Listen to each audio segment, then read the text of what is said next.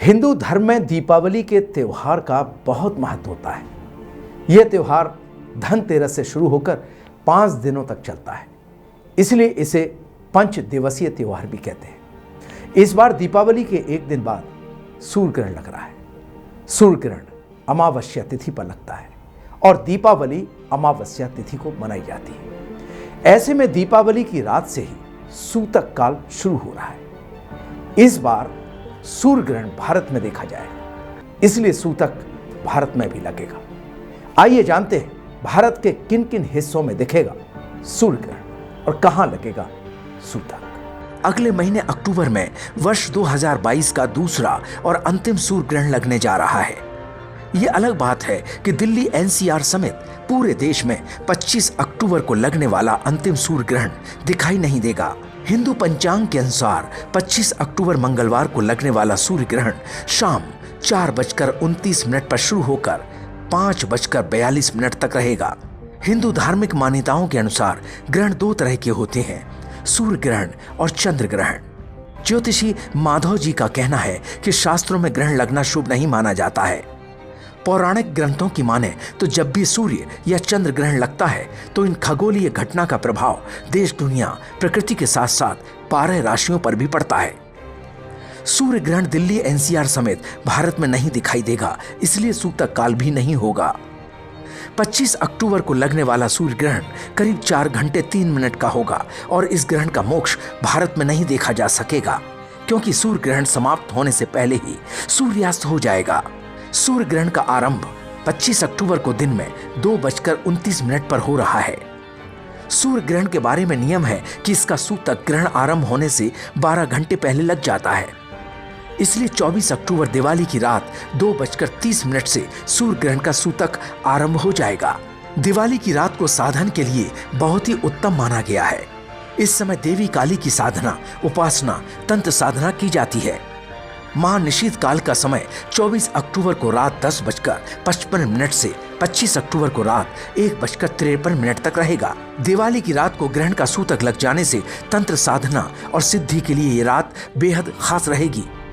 इस रात जागरण करके देवी लक्ष्मी के मंत्रों का जप करना बहुत ही लाभकारी होता है।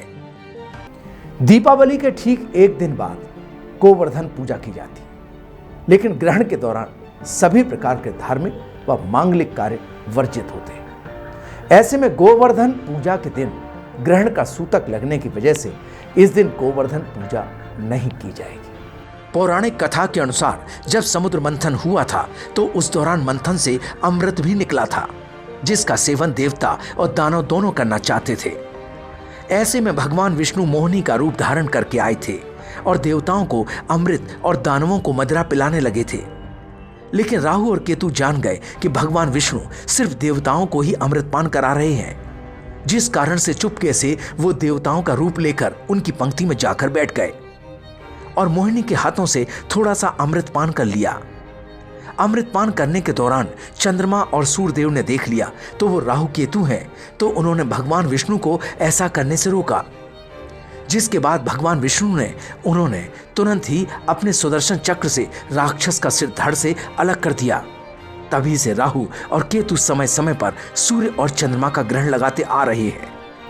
ज्योतिष के अनुसार गोवर्धन पूजा का त्योहार 26 अक्टूबर को मनाया जाएगा। पौराणिक कथाओं के अनुसार सूर्य ग्रहण और चंद्र ग्रहण की घटना को राहु केतु के द्वारा ग्रास करने के रूप में देखा जाता है। माना जाता है कि राहु और केतु दोनों छाया ग्रह के राक्षस गण से ही संबंध रखते हैं। धार्मिक मान्यताओं के अनुसार ग्रहण जब भी लगता है तो इसका बुरा प्रभाव गर्भवती महिलाओं पर खास तौर पर होता है। ऐसे में ग्रहण के दौरान गर्भवती महिलाओं को खास ध्यान रखना चाहिए। मान्यता के अनुसार गर्भवती महिलाओं को सूर्य ग्रहण के दौरान गलती से भी भोजन नहीं करना चाहिए। कहा जाता है कि ग्रहण के दुष्प्रभाव से भोजन दूषित हो जाता है। यही कारण है कि जो भोजन पहले से पका हुआ होता है उसमें तुलसी का पत्ता, दूब या गंगा जल डाल देते हैं। गर्भवती महिलाओं को सूर्य ग्रहण के दौरान सुई, चाकू, कैंची जैसी नोकदारों से भी बचना चाहिए। मानते हैं कि इनका उपयोग करने से गर्भ में पल रहे बच्चे पर दुष्प्रभाव हो सकता है। आपको बता दें कि जब सूर्य ग्रहण प्रारंभ हो और ग्रहण के समापन तक गर्भवती महिलाओं को कभी भी घर के बाहर नहीं निकलना चाहिए, क्योंकि इसका नकारात्मक प्रभाव पल रहे बच्चे पर पड़ता है। गलती से भी गर्भवती महिलाओं को सूर्य ग्रहण नहीं देखना चाहिए। अगर वो ग्रहण देखती हैं तो उन पर और गर्भ में पल रहे बच्चे दोनों की सेहत पर बुरा प्रभाव पड़ने की आशंका रहती है।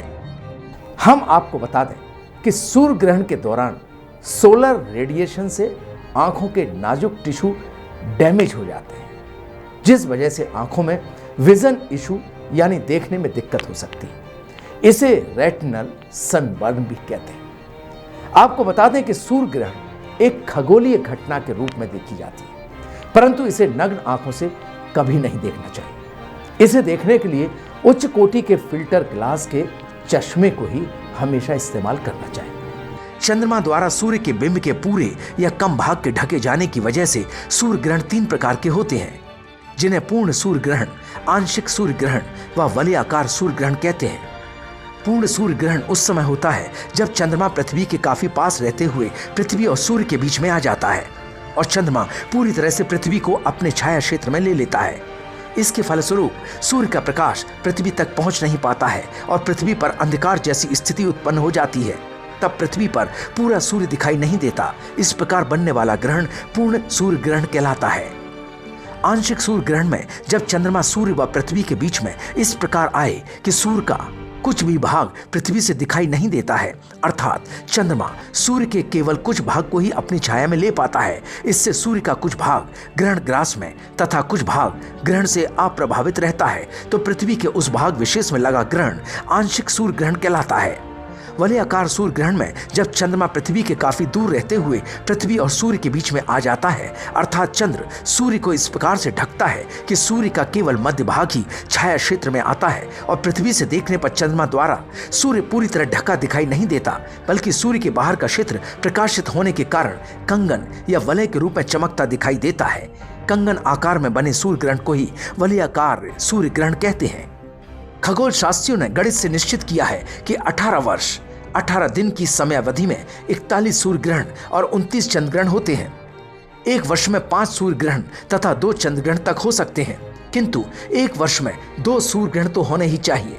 हाँ, यदि किसी वर्ष 2 ही ग्रहण हुए तो वो दोनों ही सूर्य ग्रहण होंगे। यद्यपि वर्ष भर में 7 ग्रहण तक संभाव्य है, तथापि 4 से अधिक ग्रहण बहुत कम ही देखने को मिलते हैं। प्रत्येक ग्रहण 18 वर्ष 11 दिन बीत जाने पर पुनः होता है, किंतु वो अपने पहले के स्थान में ही हो यह निश्चित नहीं है, किंतु संपात बिंदु निरंतर चलता रहे। साधारणतः सूर्य ग्रहण की अपेक्षा चंद्र ग्रहण अधिक देखे जाते हैं, परंतु सच्चाई यह है कि चंद्र ग्रहण से कहीं अधिक सूर्य ग्रहण होते हैं। 3 चंद्र ग्रहण पर 4 सूर्य ग्रहण का अनुपात आता है।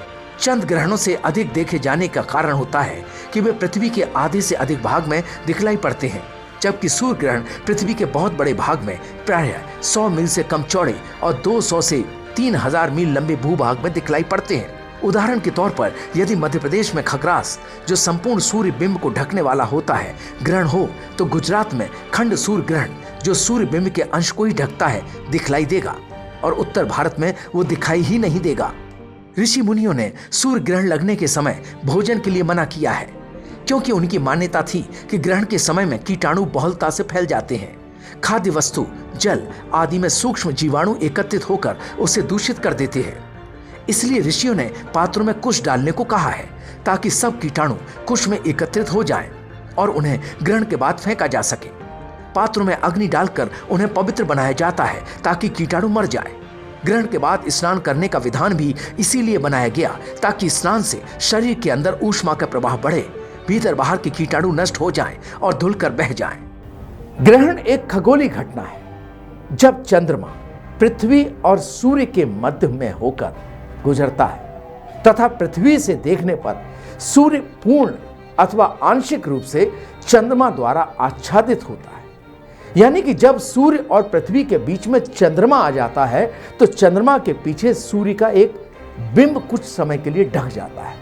इसी घटना को सूर्य ग्रहण कहते हैं। चाहे ग्रहण का कोई आध्यात्मिक महत्व हो अथवा ना हो, किंतु दुनिया भर के वैज्ञानिकों के लिए ये अवसर किसी उत्सव से कम नहीं होता, क्योंकि ग्रहण ही वो समय होता है जब ब्रह्मांड में अनेकों विलक्षण एवं अद्भुत घटनाएं घटित होती हैं, जिससे कि वैज्ञानिकों को नए नए तथ्यों पर कार्य करने का अवसर मिलता है।